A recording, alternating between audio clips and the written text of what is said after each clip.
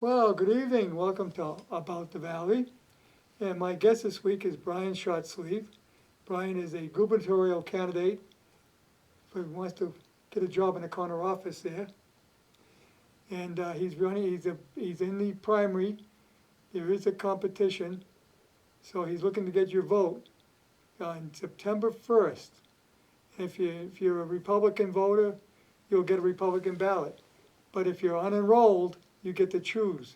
And he'd like you to choose the Republican ballot and vote for. And that's the Tuesday before Labor Day. Yes. That's a week a lot of people are traveling. Maybe they're on the beach. They're closing down their cottage. Or their kids are going back to school. So if you're not going to be around that week, request a ballot and vote absentee. The absentee ballot application is available right Yes. now. And if you're an independent voter, come vote in the Republican primary. It's Right. available to you. Right.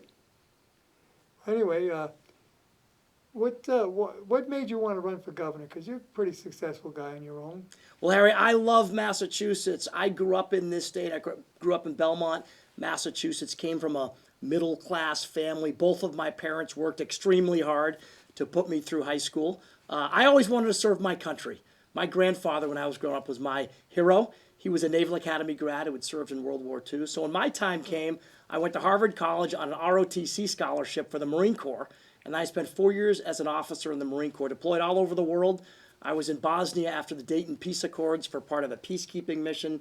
I deployed to the Persian Gulf in 1998 and had the opportunity to lead Marines all over the world. For me, the most important lessons I learned about life and leadership, I learned as an officer in the Marine Corps. Honor, courage, commitment. Marines are the first in, last out, get the job done, no excuses. That's leadership in the Marine Corps. And I think in this state right now, we are desperately in need of new leadership. I admire the fact that you joined Marines like that, because since there's no draft anymore, yeah, people don't have to go in. So I really admire the ones that do. Well, you know, since I was young, I always wanted to serve my country. It was really important to me.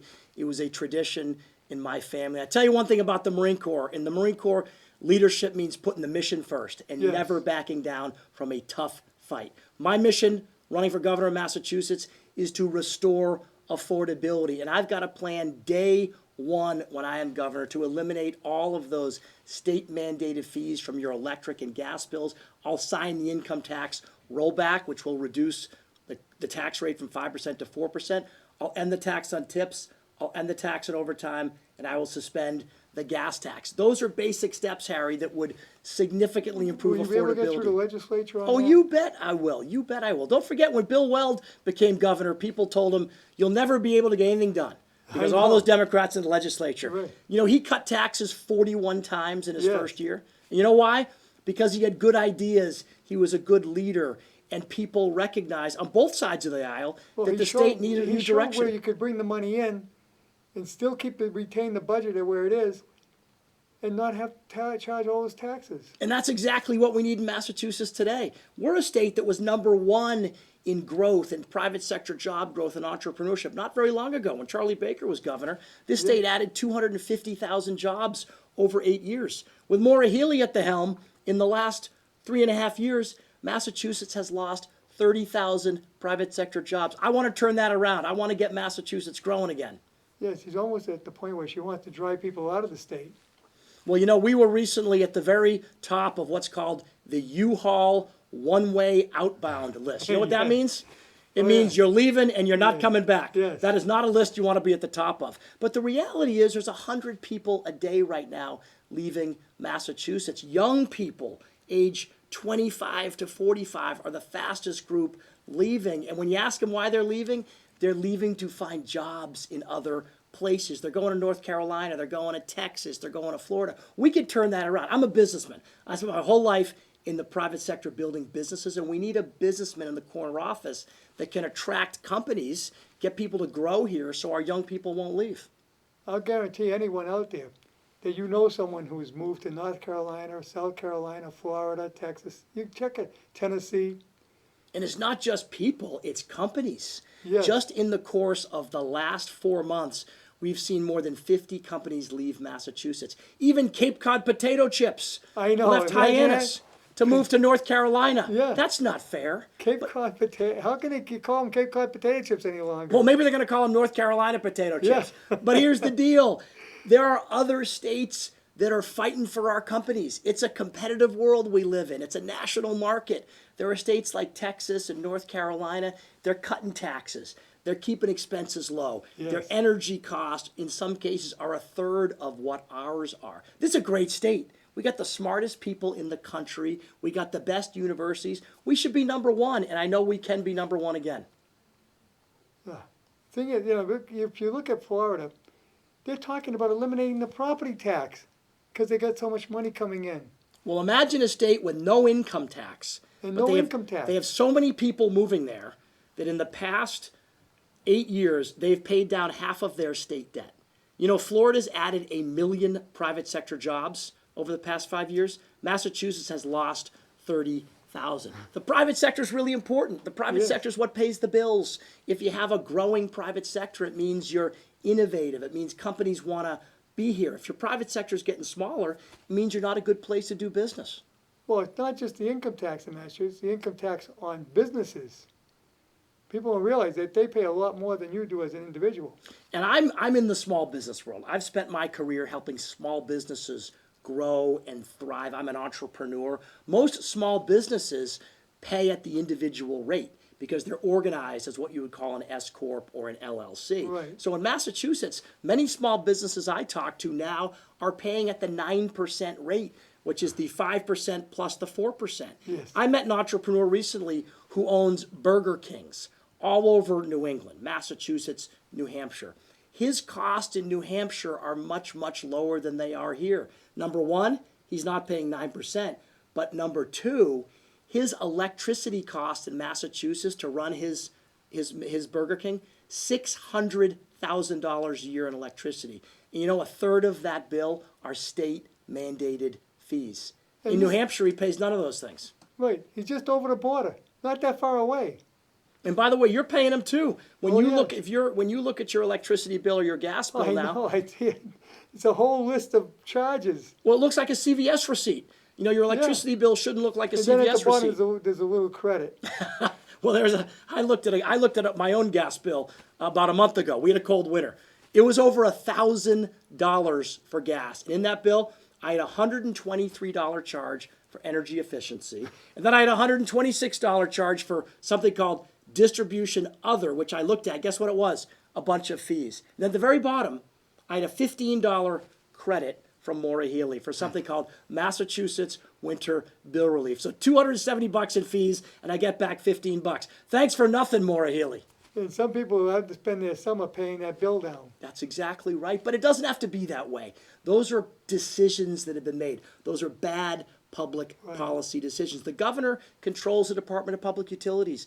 The governor could strip all of those fees out of your bill. We have the second highest cost in the country for electricity, the highest in the continental United States. And it's because of all those state mandated fees. I tell you what else it's because of. It's because Maura Healey killed 2 natural gas pipelines when she was the Attorney General. If those pipelines were in place today, Yes. middle-class families and small businesses would be saving thousands of dollars. Yes, they come out of Pennsylvania, tons and tons of gas there. The cheapest natural gas in the entire Yes. world is in the Marcellus Shale. That's about Yes. 300 miles from Northbridge, where we're sitting right now. And we It's- could have tapped right into that, have it come here. and they were ready to go. Maura Yes. Healey killed the natural gas pipelines. You know what we do instead? We import liquefied natural gas through the Everett terminal from bad countries all over the world, Yeah. and it costs about 5 times what it would to buy from the Marcellus Shale. Yeah. Plus the fact that we don't have to rely on a ship coming in. We'd have it right there. That's exactly right. But those Now, are can- things the can you governor do can something do. about that? You If- bet. When I'm governor, I'd pick up the phone, call the White House, call the CEO of Williams Energy, tell them we are open for business. We'll build the natural gas pipelines. I would also really lean into nuclear energy. Nuclear energy provides about 25% of our base load in Massachusetts, but we could do more. You talk about nuclear, everybody's scared of nuclear energy. We had the Roe plant out in Western Mass. We had the Pilgrim plant down in Plymouth. I never heard of any problems. Oh, we got a phone call.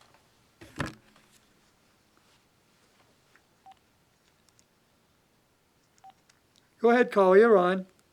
Hey, good evening, Harry and Brian, and I'd like to thank you, Brian, for coming forward and running, and I give you a lot of credit. And you almost need a D3 bulldozer to deal with all the issues in this state. Well, I put my flak jacket and helmet on every day. I'm a good Marine. I'm not backing away from a tough fight. Right. Hey, simplify. Semper Fi. Yeah. Hey, I heard I was at a meeting this afternoon, and I heard, I don't know if you heard this, Raytheon is leaving Massachusetts or something. I didn't hear that, but I tell you, every day I hear about companies leaving Massachusetts. Every Friday, the state puts out the list of companies that left this week. There's 30 to 40 companies, manufacturing companies, Cape Cod potato chips. Have you ever heard of a company called Curia Global? They won Massachusetts Manufacturing Company of the Year in 2025. They got a big award in the state legislature. And guess what they announced in February of 2026? We're leaving. What? We're out. Yeah, Costs are too high. I've heard that like 80 to 90 billion dollars of investment has left the state within the last few years, and almost 200,000 people have left, and another 100,000 didn't come here.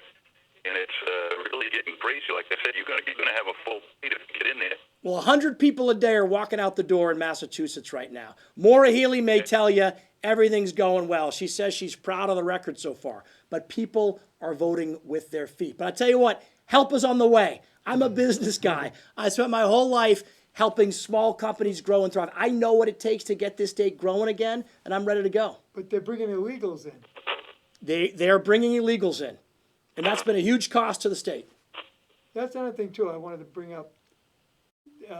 They're giving them driver's licenses. And when you get a driver's license now, they register you to vote. Right. If they're illegal, they shouldn't be voting, number one. So how are they registering them? Well, you know, when Charlie Baker was governor, he vetoed illegal alien driver's licenses, but he Right. was overridden by the legislature. Yeah. I believe we should have voter ID. I oppose Absolutely. sanctuary state policies. And think about the cost, Harry. I mean, you're talking about billions and billions of dollars. Maura Healey spent more than $3 billion in migrant hotels for illegal aliens. She's really ramped up spending in the home base program now, which are free apartment rental vouchers. It's big money. And at the end of the day, across all those programs, if you add the cost to schools, the cost of mass health, Maura Healey has probably spent close to $5 billion on all those migrant programs over the past 3.5 years. That's shocking. Well, to put it in perspective, you could give every city and town in Massachusetts $15 million in unrestricted local aid for what she has spent on those programs. What If would you that did do that, for a budget, huh? Wow. you wouldn't be having a lot of overrides if you No. gave every city and town in the state $15 million. But it's a question of priorities. My priority is middle-class They're saying families, the small state's businesses. shortchanging. They're saying the state is shortchanging cities and towns to $3 billion. Because Maura Healey has her priorities backwards. Remember, state governments never had more money than it does now. Our state budget's grown by 50%, 50, in the past 6 years, yet we've lost hundreds of thousands of taxpayers. We're losing businesses. Revenues are going up, but it's not getting back to cities and towns in unrestricted local aid. They say Vermont and New Hampshire state government gives more back to cities and towns than Massachusetts. Yeah, you should be returning to cities and towns around 30% of state tax revenue. Maura Healey's returning about 25%. To put it in perspective, the missing 5%, that's about $2 billion a year. That $2 billion a year for towns like Northbridge and Sutton, you're talking about millions and millions of dollars a year that would go a long way towards funding the fire department, and the police department. Well, the state mandates programs for the school department, Right. and they don't fund it. You read my mind, Harry. That's what I was going to say next. That all these unfunded state mandates and the state's not paying, and now the property tax owners are getting hit with the bill. And make no mistake, if you live in a community that's facing a Prop 2.5 override, you can thank Maura Healey. There's been 180 overrides since she took office. If she was pushing revenue back to the cities and towns instead of blowing it on the state level on an ever-expanding group of a set of programs that do not benefit middle-class families or businesses, if she had her priorities straight, you wouldn't be facing overrides because she'd be pushing money back to local communities. Right, I mean, I know, All right. Well, I thank you very much for coming forward, and I thank anybody, especially in this political climate. And there's definitely a lot of challenges coming ahead, even with the fuel shortages coming down. And so thank you very much, and I wish you all the best of luck. Well, I'm asking for your vote. Please get out there and vote on September 1st. All right, roger that. all right, see you later, Barry. We'll see you, Harry. Stay safe and be well. All right, All right. yeah, the thing is that she's cut the school aid, she's cut other aid, and the towns relied on that. Right. Now, their budgets are tight to begin with. And one thing with towns, those budgets are clean. They're lean and mean. They're Lean and yeah. mean. There's no fooling around. You got to push money as close to the people as you can. If you Yeah. give a town $15 million, they will spend it carefully. If you Yes. give state government $15 million, they will take it and give prisoners free cell phone calls from prison, which they've done for $25 million a year. I would argue that's not a great use of money. Oh, my But local communities, you give them the money, they'll use it for the fire department, the police departments. I'm a big believer. Push it back to the people. The people know best. They give cell phones to prisoners? In Maura Healey's administration, there are free phone calls for prisoners. In the old days, prisoners had to pay for their phone calls. Yeah, they had a It's now a payphone. $25 million a year run rate spend. And I would tell you that is a misuse of our money. Look at the home base program. The home base program is free apartment rental vouchers. You know what that was designed for? Homeless veterans Yes. that are having a tough spell, a family with kids that has lost a job, a mother, a single mother, temporary housing. That used to be about a $20 million a year program. Maura Healey has pushed thousands of migrant families into that program. It's now a $100 million run rate program. So there's another $80 million at the state level that I would argue give it back to cities and towns. Plus, they give them the food stamp program. They give them a cash check. And when you look at all these welfare programs, you've seen enormous growth. And when you think about the welfare state in Massachusetts, you got to look at growth.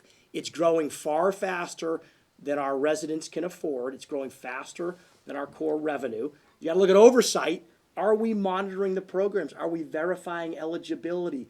Are we auditing the programs? Are we ensuring that the people in the programs should be in the programs? The answer is no. Look at the SNAP program. Leah Foley, who's the U.S. attorney, she's done 4 different busts of SNAP fraud this year alone. I saw one of the bodegas in Mattapan, Blue Hill Avenue, that she busted. They were running a $7 million SNAP fraud ring out of a small retail storefront, about 600 square feet, selling flowers and baseball cards and some Diet Cokes. But as was noted when people looked at it, if the state had done any sort of eligibility determination, or if the state had taken time to look at that retailer, they would have known that little shop could never be moving $7 million of Exactly. SNAP. I mean, somebody's got to go out and look at these places. But you know what we learned in that case and in others? The state's doing no verification on eligibility. It's pay now and ask questions later. Would you run a business that way? No way. I mean, Joe Biden's administration in 2024 found over $400 million of overpayments in the SNAP program in Massachusetts. What has Maura Healey done about it? Nothing. When I'm governor, we'll audit the SNAP program. We'll audit the Mass Health program. We'll audit the welfare programs. We'll audit the Mass Save program. Look at the Mass Save program.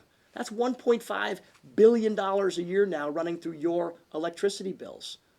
Yes, and they say, "Oh, we'll come up and do this," but there's nothing free in it. You got to pay for it. There's nothing free in life, and there's no magic money tree. The auditor did an audit on the Mass Save program last summer, and she found that middle-class families are paying exorbitant fees and getting little or nothing And you in got some return. contractors getting rich.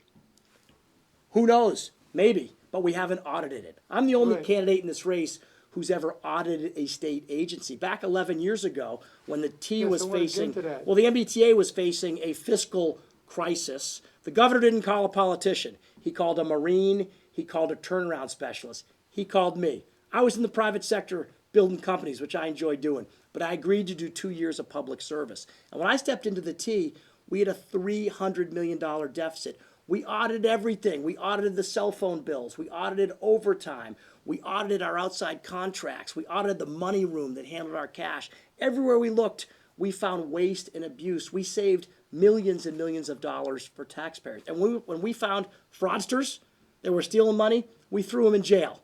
When was the last time you heard someone in state government do that? No, it hasn't happened for a while now. So look, when it comes to the audit, I have walked the walk. I'm the only candidate in this race who has delivered proven Now, since you left, the conservative reform. MBTA has gone back into the red again, right? Well, we balanced the budget for the first time in years when I was there, and it hasn't been done since.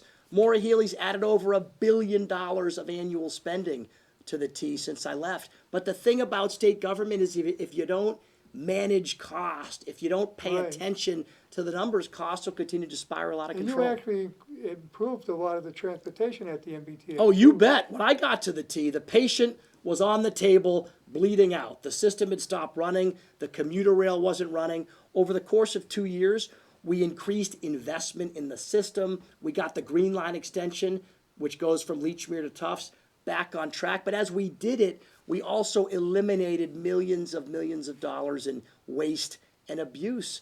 I know how to do it, but I tell you what, it takes a businessman mindset and an outsider Yes. perspective. You've got to have that because in state government, there's not enough people that have run businesses and managed a P&L. I've spent my life doing it.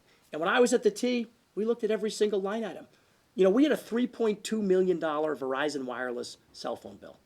That's a pretty big cell phone bill. This is unbelievable. You know, I said to the team, I said, that's a very large cell phone bill. When was the last time we did an audit of all these cell phones? And the answer was, of course, never. Yeah. They'd never done an audit. So we took a look at it. A third of those phones hadn't been used, seen, or heard from in more than 2 years. That was the first $1 million we saved. But everywhere we looked, it was like that. No one's managing costs. People retired and they just, nobody says anything.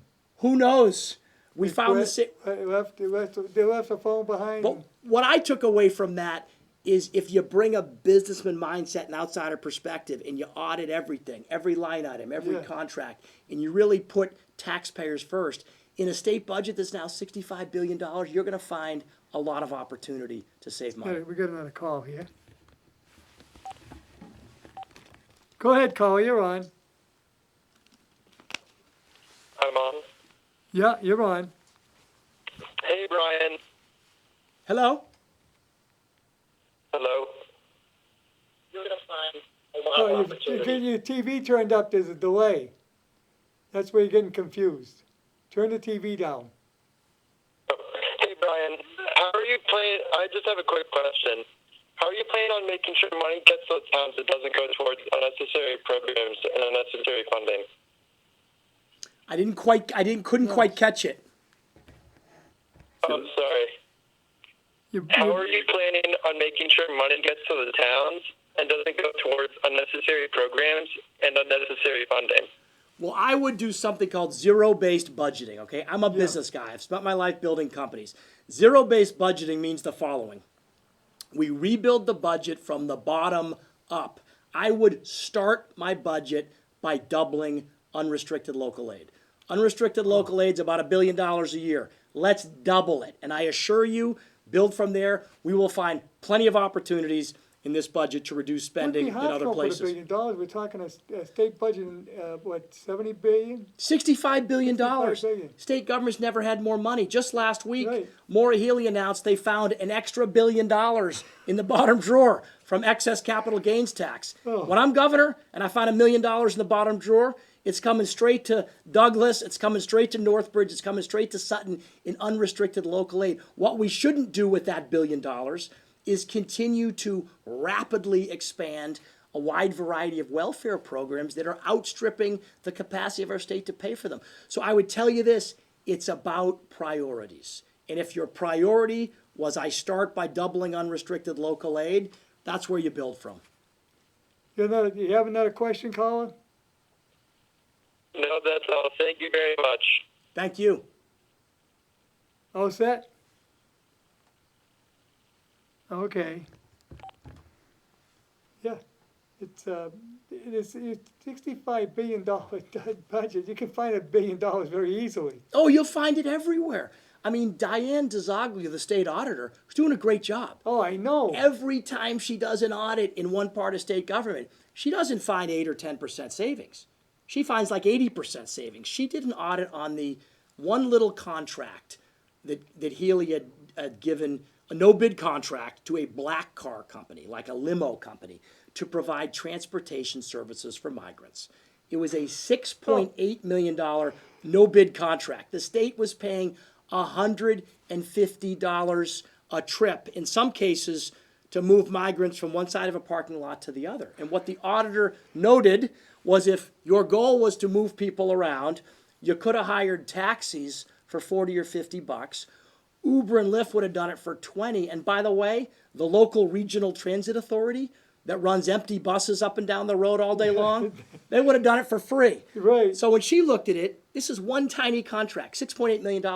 In her estimation, the state probably got about $1.5 million of value, and the rest was wasted.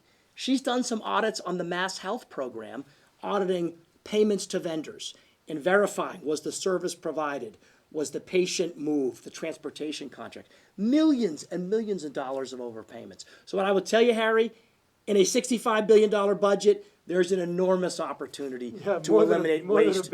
More than $1 billion. I mean, think about it. Our state budget has grown by 50%, 5-0, in the last 6 years. Right. And in that same time period, we've exported about 300,000 to 400,000 taxpayers. We're not growing our private sector, but state spending just keeps going up. I know. It was a situation too with the unemployment insurance, wasn't there, from the feds? Right. We have to pay them back. There's a $2 billion repayment owed to the federal government, but you know who that's coming on the backs of? Business. Small business. Small business. Yeah. I was with a restaurant owner on Cape Cod in May. We had a great event down at Tugboats in Hyannis, which is one of my favorite spots. They're a big employer of people, through the year. In their case, it was $15,000 to $20,000 of incremental cost per payroll period, which is a fee the state is charging to recoup that money. But at the end of the day, zoom out a little. All it is another thing that's making it really hard for small businesses to thrive here. The thing is, the state's got the money in the rainy day fund. They could have paid it out of that and not hit the small business. Well, the problem with hitting the small businesses is the harder you hit them, the more of them are leaving. I meet with small businesses every day that get to the point where the math here in Massachusetts just doesn't work anymore. I was with a restaurant owner in West Roxbury last week who told me their property taxes have now gone up to $60,000 a year. Their electricity and gas bills are now up at almost $80,000 a year. And those cost items are expanding much more quickly than their revenue. And as a result, they're thinking that maybe that business isn't going to work anymore. So when I'm governor, you got to put small business first. I've spent my whole life as a business builder, an entrepreneur. Our companies that we invest in are 20 to 30 employee companies. For companies of that size, regulations, taxes, fees, electricity bills, it really adds up. And we got to protect those companies. We got to get them growing. Oh, I know. I mean, electric bill here is $1,000 a month. Imagine that, $1,000 a month. And that's just to run this small studio. For families in Massachusetts today, that electric and gas bill is close to $480 per month over the course of the year. That's $6,000 a year. And by the way, it doesn't have to be that way. It's that high because of bad decisions on Beacon Hill. It's that high because of state mandated fees. And a new governor, we could change all those things. Right. We get another call. Go ahead, caller. You're on. Hey, thanks for taking my call. How are we doing tonight, guys? Great. Okay.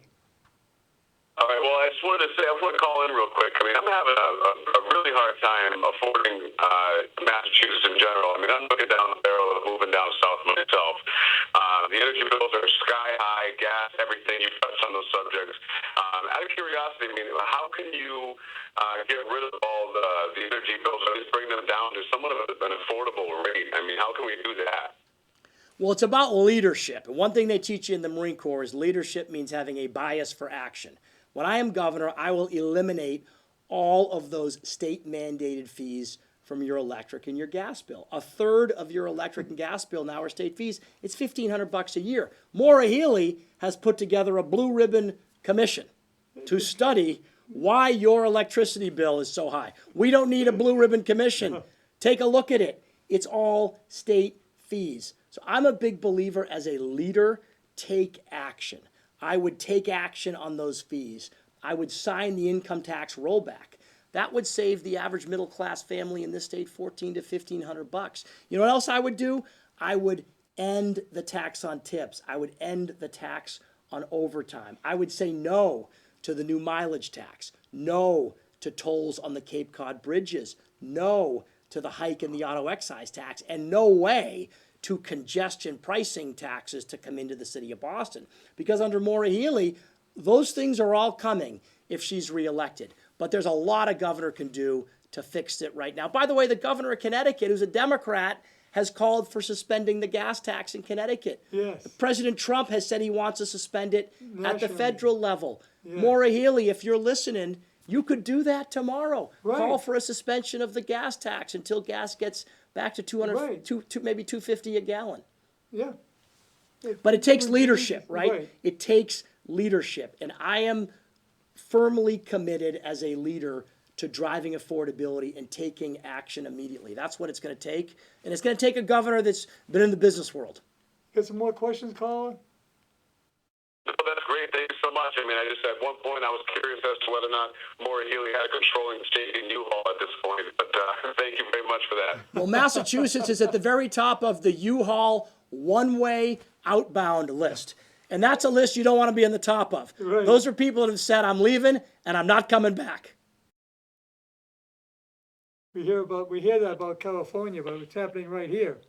Well, look, there's 100 people a day that are leaving How's that, Colin? Massachusetts. Oh, it's hanging up. Thank you. Yeah, I mean, you're going to eventually hurt, because the people that don't move are the ones that don't make a lot of money. Right. And you know, Harry, it's about choices. We don't have the highest electricity cost in the country because of bad luck. It's bad choices. Maura Healey ran on the largest tax increase in state history, the surtax, which took us to a 9% marginal rate. That's a choice that was made. So Yeah. as governor, I will make different choices. I will make different policies. This is a great state. We got the smartest people in the country. We could be number one again. We could be number one in growth, number one in jobs, but we have to make different choices. For all your listeners, you have a choice to make. I'd appreciate your support September 1st. She wanted to go with alternative energies. That's fine, but you can't afford to do it overnight. So what she do? She shuts off the gas line. Gas is a lot cheaper to make electricity with gas than there's anything else. Everybody wants clean air. Everybody wants clean Yeah. water. I've got young boys. I care about those things. But we have to pursue those goals without bankrupting the state, without driving middle-class families out, and without crushing small businesses. Maura Healey killed 2 natural gas pipelines. 2.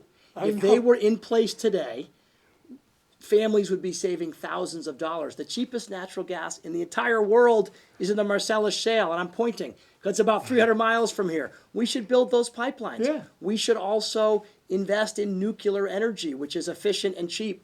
We can let her call here. Go ahead, caller, you're on. Oh, hello. Yes, thanks for taking the call. I just had a quick question for Brian regarding our energy prices in the state. You know, a couple of years ago, we had Maura Healey come out, and she glowingly said that she stopped 2 natural gas pipelines from coming into this state, and now it seems like she's trying to walk that back. So my question to Brian is, do you think that was maybe the wrong approach by Maura Healey, stopping the gas pipelines from coming in?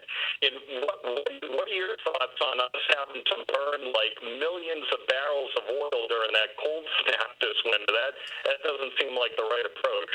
Well, look, when it got cold in January and February, every solar panel in the state was buried under 3 feet of snow. The windmills out in the water were frozen over with ice. Yeah. And even the Canadians turned off Hydro-Quebec, I know. which is the hydro coming in. So guess what?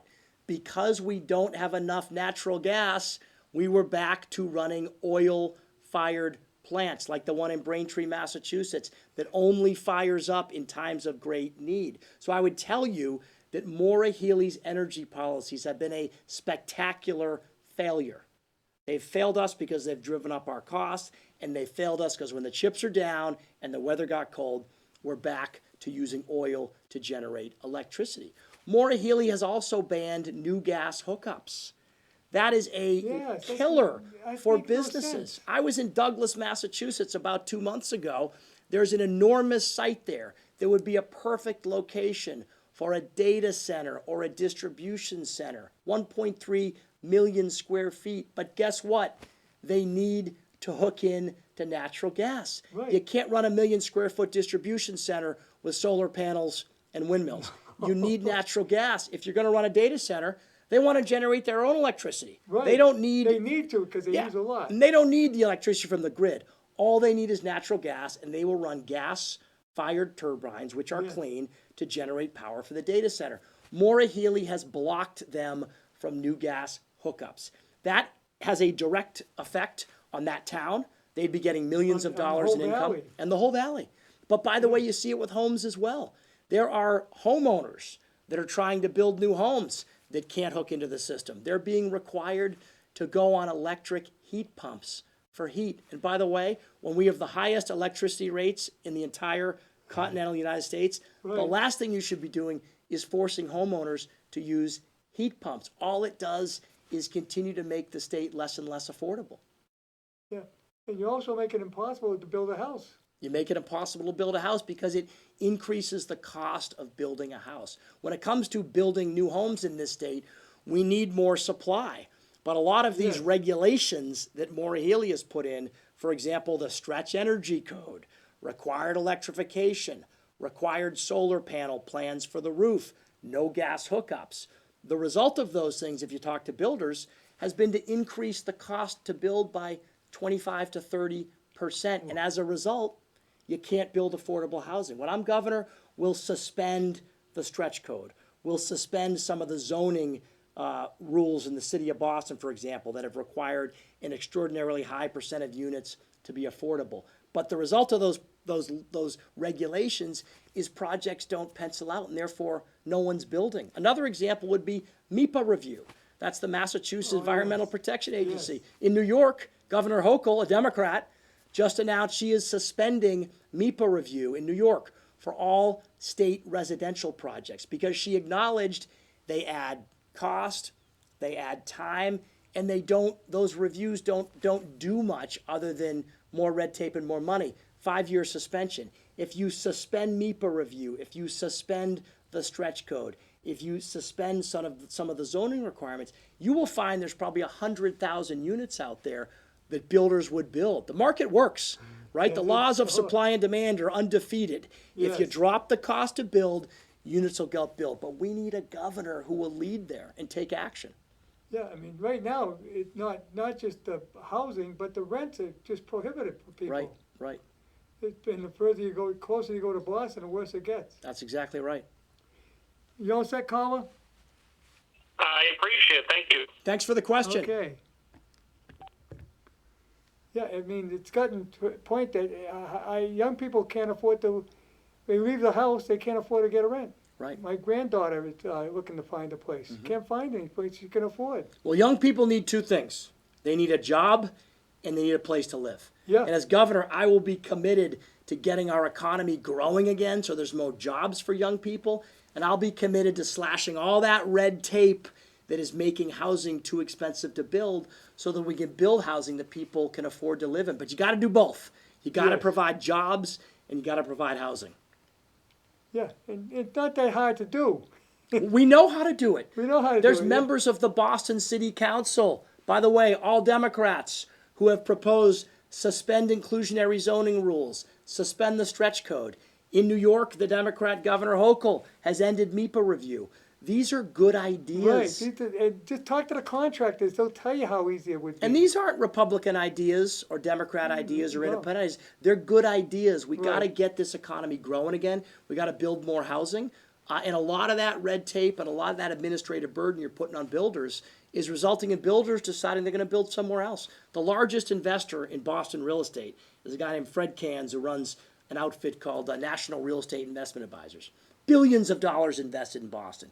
He recently announced he's exiting the Boston market. And as he noted, it's not because of interest rates. Interest rates are high everywhere. It's because of all this red tape and all these rules that have made it too expensive to build here. There's plenty of other places he can build. Right, exactly.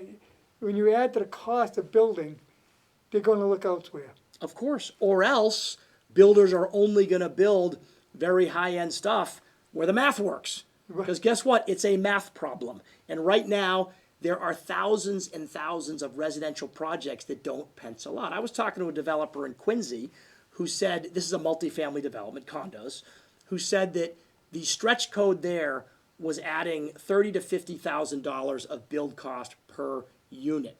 His project was already underway when those rules came in, but he said, I wouldn't do it again today because with that additional cost, it's too expensive. So the next project, I'll do it somewhere else. And all we get from the current administration is, what can I raise the taxes on? Well, Maura Healey has never met a tax she didn't like. She ran on the biggest tax increase in state history in 2022. And just look at what she's proposed this year.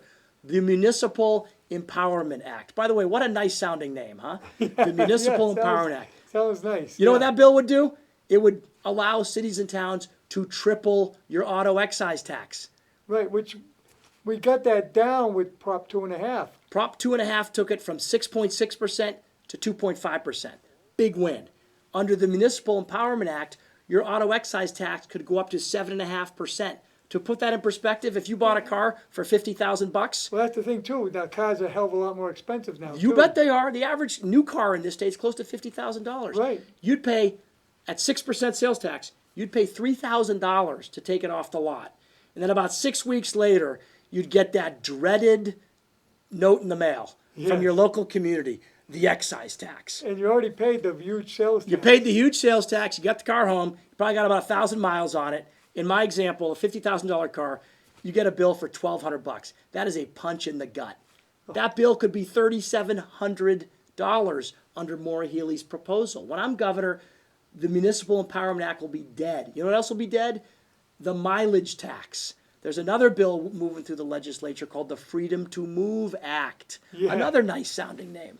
You know what that bill would do? It would enable the state to begin to track how many miles you drive and impose a mileage tax. It's a bad idea. Yeah, when you get your inspection sticker, they'll mail you a bill for your mileage. Of course they will. But when I'm governor, we will end annual car inspections. Be done with it. We're one of only 14 states that still requires annual auto inspections. With modern cars and the technology, you know if your car has a safety issue long before the inspection does. Well, you don't see the oil burners around there anymore, the blue smoke pouring out the exhaust pipe. You don't see the cars rotted out. They're built much better today. And there have been multiple studies nationally that show no correlation between annual auto inspections and safety outcomes. Those inspections are a waste of time and money. When I'm governor, we'll cancel them. We will also block proposals to put tolls on the Cape Cod bridges. I think that's a bad idea. And we'll block the proposal to put a congestion pricing tax in Boston. I'm bring that up. You could be paying somewhere between $9 and $20 every trip you take into Boston. That's a bad idea. Charging you to enter the city. Imagine that. Even if it's $9, if you work in the city, it's going to cost you $45 a week to go to work. Imagine if you're a small business owner. I was with a locksmith in West Roxbury last week that runs 6 mobile vehicles. They're driving all over town. They're fixing locks. They're installing locks. They're letting people into buildings when they lost their key. In their case, they told me that congestion pricing tax, that could cost them hundreds of dollars a week. It's a bad idea. But with Maura Healey and Michelle Wu, everywhere they look, they see more opportunities to use our citizens as basically an ATM. We got to end that. Well, I think they claim that they're trying to encourage people to use the MBTA. That's fine. Encourage people to use the MBTA. But there's big parts of this state, like Worcester County and Hampshire County and Bristol County and Plymouth County, where people are in their cars every day. But sometimes you may have no choice. if you have a doctor's appointment in Boston, maybe you can't use the MBTA because it won't get you there in time. Or you're a young family and you've got kids you've got to pick up at school. Right. But what it is just another example in Massachusetts. But they were even going to charge it, from what I understand, it was going to be, if you're driving up 93 from the South Shore to the North Shore, you got to go through Boston. You got to pay the tax. Mm-hmm. Just to go through? Yeah. I didn't even stop. Well, you know what that's going to do? It's going to continue to drive up the cost of living here. Under Maura Healey, we have become the most expensive state in the country on any number of metrics. Taxes, electricity bills, cost to operate a business, workers' comp insurance, unemployment insurance, healthcare cost, car tolls, you name it. We're at the top of the list, but it doesn't happen by mistake. Those are choices that have been made. They're bad public policy decisions. When I'm governor, I will reverse those things and we will focus on affordability. Right. And they say, well, how much can the governor do with the Democratic state? The legislature runs the state. Well, I'll tell you what, when Bill Weld became governor back in 1990, people told him, you'll never be able to get anything done because it's all Democrats in the legislature. Bill Weld cut taxes 41 times in his first year. You know why? Because he was a good leader and he had good ideas. Yes. The best ideas always win. And if you've got good ideas and you're willing to lead, believe me, there's plenty of Democrats and plenty of independents that feel just the way we do. There's a lot you can get done. And by the way, if you look at electricity costs, for example, the Democrat head of the Energy Committee in the state legislature, who's Mark Cusick from Braintree, he proposed in January a lot of the ideas I'm talking about. Begin scaling back the Mass Save program. Start cutting those fees. Turn all those net zero 2030 mandates into recommendations. Those are the right ideas. And guess what Maura Healey said? No way. She wouldn't touch it. When I'm governor, we'll put those ideas out, and there are plenty of Democrats that'll support them. Right, and that's the other thing, too. It's a powerful position to be governor because you're going to appoint a lot of people as well. You bet. And if you appoint the right people, we'll get a better job. And here's what I will do. I will stop appointing soft on crime judges. Look at Maura Healey. The state parole board, which she controls 5 of the 6 appointees, is completely out of control. They have released more than 60 violent convicted criminals who are in prison with life without parole, and they're getting released every Friday now. That deranged madman up in Cambridge. He was one of them. Look, up in Cambridge on Memorial Drive with an assault weapon, fired 60 rounds, could have killed 15 people. That guy in 2021 fired at Boston police officers. The DA asked for 10 years in jail. A soft on crime judge gave him 5, and then Maura Healey's parole board let him out early. That's outrageous. I know. That guy should be in jail. He should not be on the streets. When I'm governor, we will fire every member of the parole board. We will put people on that board that understand the importance of victims' rights, and most importantly, put public safety first. We should never see a gunman like we saw this week on Memorial Drive out free when he should be in jail. That's the other thing. We have a question on the ballot about strengthening the gun laws, which are the strongest in the country. Mm-hmm. I'm sure you're not for that. Well, look, I'm a strong supporter of the Second Amendment. Right. I'm a Marine. I'm a big believer that people should be able to carry weapons. And by the way, thank God there are people in this state that do carry weapons legally. Yes. Because the only thing that saved the day on Memorial Drive 3 days ago was a former Marine with a license to carry that was armed, and he's the guy that stopped that shooter. You bet he did. If he hadn't been there with a legal weapon, you could have seen 10 to 20 people die. So I'm a strong supporter of the Second Amendment. I'm a strong supporter of the right to bear arms. Right. The people that buy them legally aren't a problem. And you know what we ought to do? Let's enforce the laws on the books. Yes. This state has a lot of laws on the books that are not enforced. Like, for example, a mandatory 1 year for an illegal gun, illegal weapon. That is always the very first charge dropped by soft on crime prosecutors and judges. Why did they even pass the law? Well, you know what? Let's start enforcing the laws we have on the books before we dream up new laws that really only punish law-abiding gun owners. Yeah, they got all these laws in the books already, and they plea them all down. And so why even have them? Well, and then you end up with violent criminals in jail who are released by Maura Healey's parole board. Yeah. One of the guys who was released about a month ago killed a pizza delivery man who had a young family, killed him in cold blood.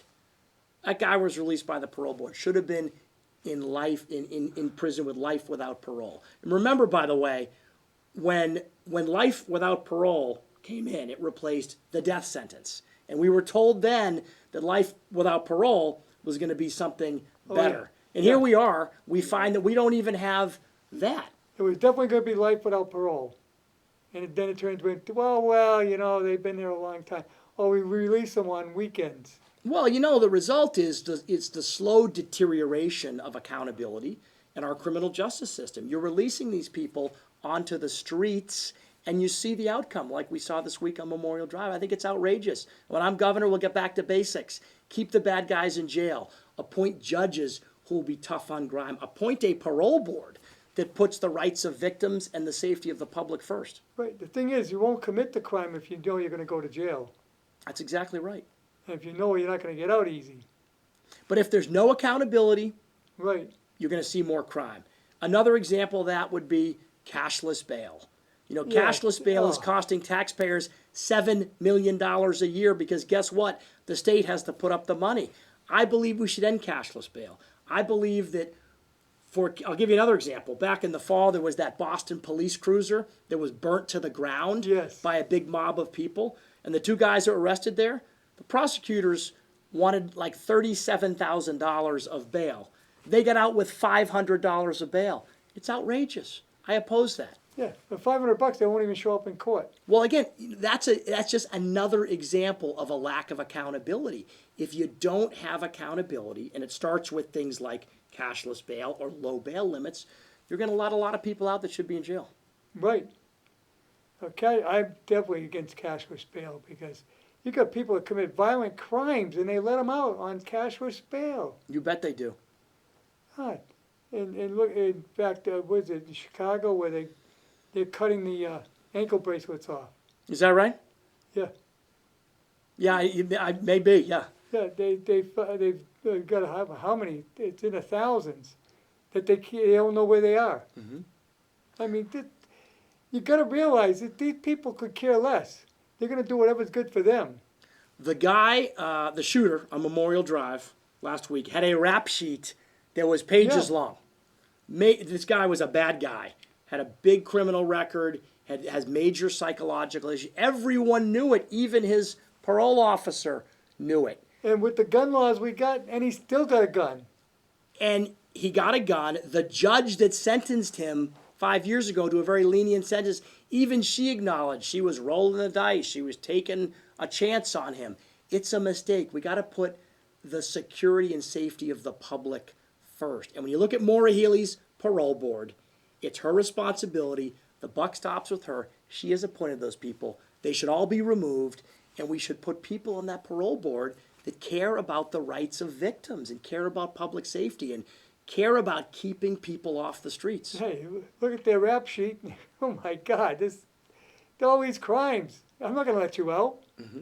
Why would I even think of it? Mm-hmm. But then you're also going to have judges that are going to give them some good sentences. Well, and the governor appoints judges. And when I am governor, we will appoint judges that are law and order and tough on crime. Exactly. Yeah. Well, I'm going to wrap it up.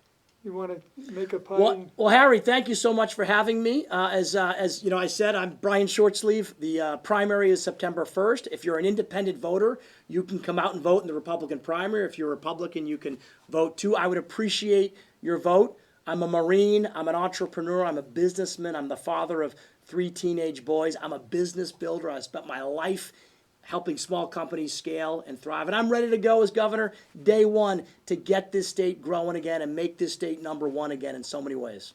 Yeah, you're not a full-time politician. Not at all. I've spent 25 years in the private sector building businesses. I did spend 2 years in state government, and that was great experience. I'm a turnaround specialist, and I was brought into state government to solve a massive financial crisis at the MBTA, but I'm a business guy through and through.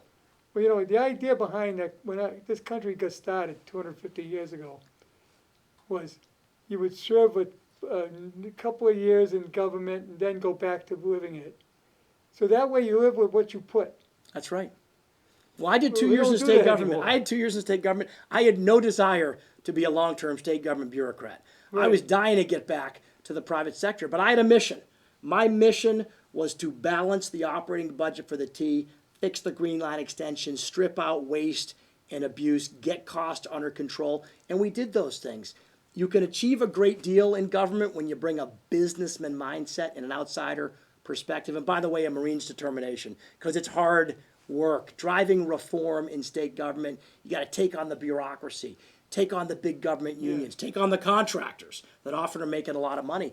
But as a Marine, I always put the mission first. I never back down from a tough fight. And my mission in this race is to restore affordability in Massachusetts. I've got a plan day one, ready to go.